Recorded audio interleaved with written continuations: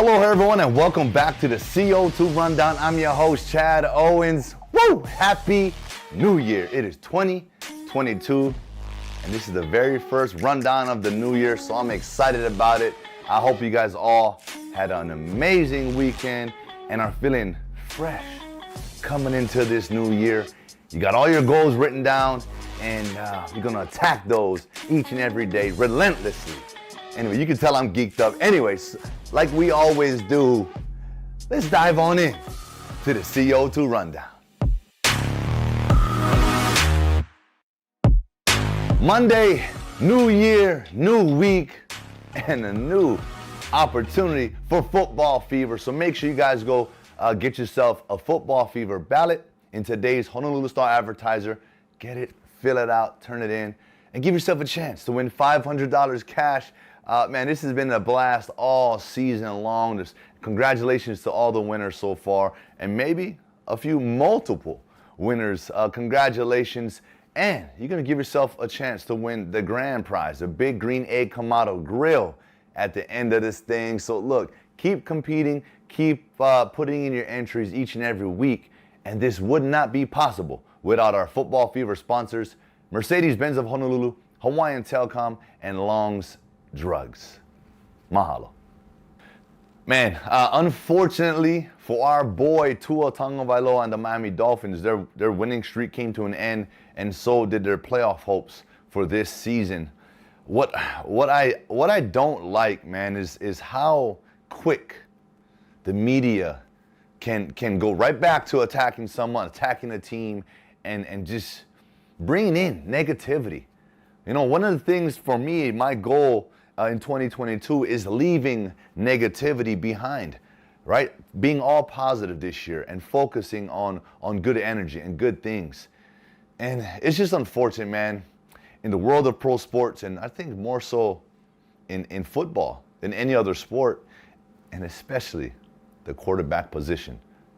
I guess the most scrutinized position there is in a game, the most watched, and man, they went 7-game losing streak. And then they went on a 7-game win streak. And Tua was playing extremely well. And look, everybody has a bad game. Everyone's got their ups and downs. I'm not making any excuses for Tua and the Miami Dolphins.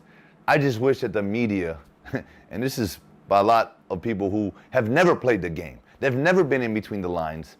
And so they really don't know what it takes and what goes on. So, look, I got Tua's back. Bro, I got your back always. You've had one heck of a season, and this is only season 2, right? I know going into the off season, there's going to be so much more growth. And this season isn't even done yet, right? So the focus is, although the playoff picture is out, there's still an opportunity, right, to get better. And I know that's where Tua's focus is on the next game. And so, brother, congratulations again. You know, all the naysayers, man, in one ear, out the other. Stay focused and just keep doing your thing. Aloha. Antonio Brown. I'm not sure if you guys seen it, but sort of his little outburst on the sideline, took his uniform off, took his pads off, tossed it, threw his gloves into the stands, walked into the locker room during the game, right? Shirtless, peace, headed in. And because in the story it came out a little later that he felt his ankle wasn't healthy. The head coach told him, hey, to go in. And again, this is just he say, she say, right? He refused to go in. Bruce Arians said, hey, well, if you don't want to play, leave.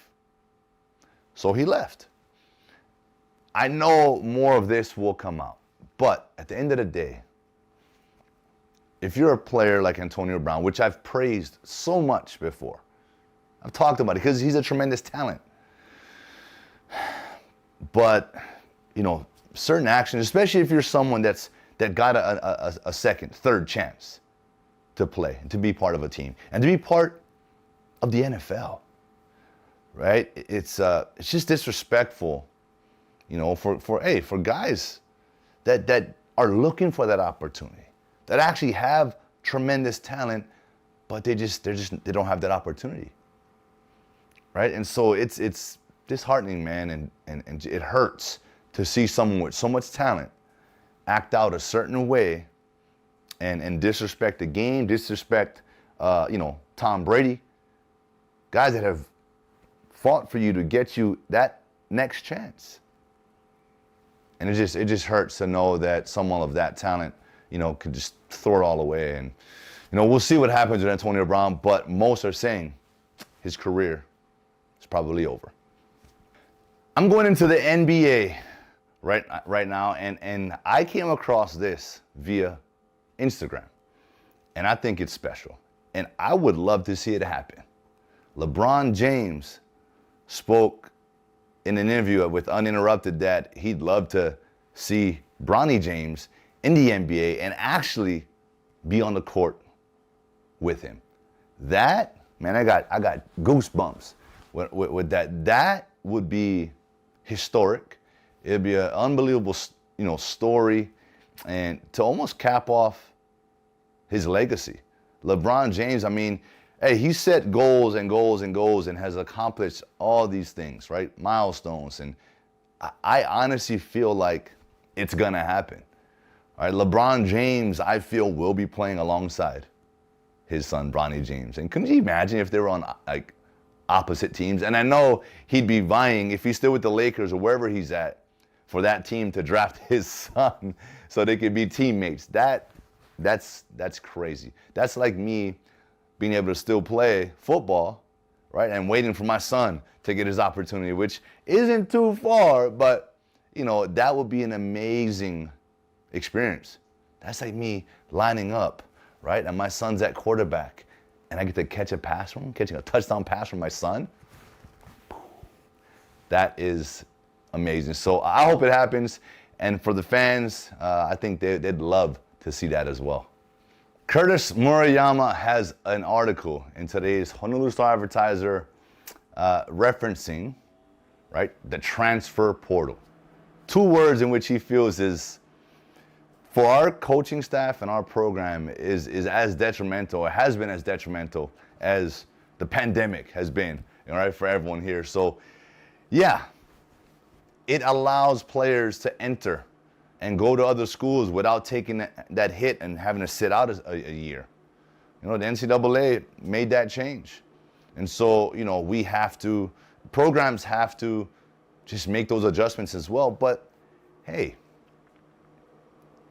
we have to look within as a program, not necessarily the University of Hawaii, okay? I'm gonna speak abroad here. If you're a program, a college program, and you're doing everything you can to keep all your key players, I think, and they don't transfer, you're doing a great job. There's the second and third stringers who are sitting behind guys that are in the same class as them. They're not like a sophomore waiting for the senior to graduate and I'm going to get my 2 years to play. If you're that player who knows that you probably won't see the field, you go enter the transfer portal. You go somewhere else so you can showcase your skills. Now, for us, right, the big question has been coming up is it's our starters. It's guys that are going to become seniors leaving. Why? Right? And if that option wasn't there, we'd have no issues right now. Right? So Curtis is speaking to the transfer portal and it being a negative thing, which, in my opinion, in some cases it is. Right? But for some players who aren't those starters, it's the best thing that they can possibly do. But guys, we can't forget now, kids were transferring even before the transfer portal. They would take that year off knowing that they're going to be in a better opportunity, a better situation. It is what it is, okay? And we, University of Hawaii, we just need to focus on doing what we need to do to make sure we keep our players here. And that's the bottom line. Go check out Curtis's article for a little bit more details on that one. Okay, I talked about the new year, right? And having a fresh start. And that's exactly what the University of Hawaii Rainbow Warrior baseball team has got going for them. With new hire, head coach Rich Hill is bringing in just a new vibe, a new energy, and it's something that the fans can get behind. Okay, I love his passion for the uniforms. As athletes, man, the uniforms is everything, right? It's what we transform into on game days. And fans, you're gonna have an opportunity to transform on various game days, because here's what Coach Hill has in store. Okay, on Fridays, he's going to old school Kelly Green, and he's calling it the Sheridan Orange, which is what I kind of got on right now, right? I've got like that old school vibe right now, repping. Saturdays, he's going to new school white, and on Sundays, he's wearing Kelly Green tops with a retro pants. And that's exciting stuff. If I'm a player, I'm excited about the different days, the different uniforms you can put on, right? It's a different vibe, different energy. Also, he plans to move the retired numbers, right, to the outfield, right? Coach Murakami, that number 11 is going to be in the outfield, right? Derek Tatsuno, number 16, is going to be out there. And of course, Colton Wong's 14 is going to be out there, right? So as fans come in, you're going to be able to see that, right, on the outfield fences being represented. And he also plans to put up the 1980 World Series, a sign representing that. So he's got a lot in store for us, man. So it's an exciting time. Baseball is right around the corner. Let's go, Bows. Our amazing sports editors team at the Honolulu Star-Advertiser has put together the top 5 sports stories to look out for this year. Okay, and it's been a hot topic, and leading us off, and maybe not in no particular order, but number 1 is UH football. Right, what's going to happen? Right, there's a public hearing this week.